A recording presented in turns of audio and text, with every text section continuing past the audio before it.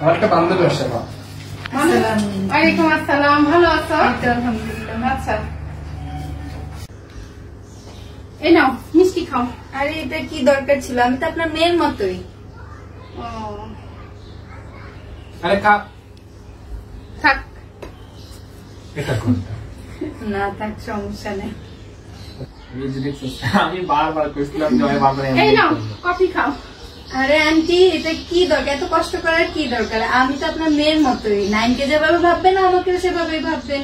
তাই? হ্যাঁ। তাহলে উঠে আসো। কি কি আসো আসো আসো, পুরা ঘর সুন্দর করে ঝাড়ু দিয়ে দিবা। হ্যাঁ, তুমি আমার মেয়ের মতো না, পুরা ঘর সুন্দর করে ঝাড়ু দিবা, ঠিক আছে? তাড়াতাড়ি করো, তাড়াতাড়ি করো, দেরি করো না, তাড়াতাড়ি করো।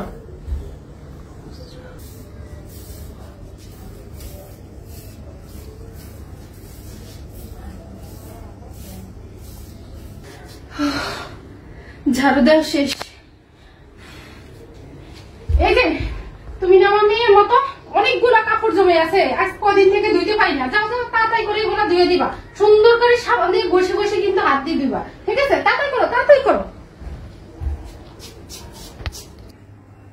এই যে ইলা সুন্দর করে ধরো, এটা দিয়ে ঘরটা পুরাটা মুছে ফেলবা। শোনো, রাগ করে না, তুমি আমার মেয়ের মতো না। আমি কিন্তু নাইমকে দিয়েও সব কাজ করাই, তুমিও করো। হ্যাঁ, সব কাজ করো, তাড়াতাড়ি করো।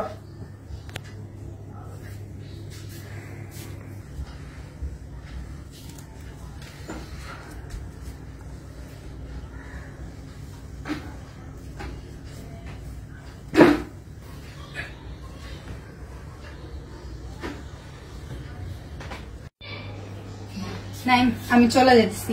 কি লাগে কি হইছে? আরেকটা দিন থাক। তোমার মা আমারে যেভাবে কাজ করেছে ঘরের মধ্যে, আমার অবস্থা খুব খারাপ হয়ে গেছে। আর মারের মা ডাকতে গেলে কিনলে এটাই তো ভুল। আমি আর কখনো কোনোদিনও কাউকে বলবো না যে আমি আপনার মেয়ের মতো। আমি আমার মারও বলবো না। এত নাটক করলে এরকম বুঝছো, ওভার অ্যাক্টিং করতে গেছিস না। না, আমি জায়গা আমার মাই ভালো। আমি আমার বাসায় যেই কাজ করাটাই ভালো। আরে বেটা আরেকটা দিন থাক। কি কি তাহলে আমি চলে গেলাম। আরে বেটা আরেকটা দিন থাক। কি রে আমার মারে কেউ কিনবো না।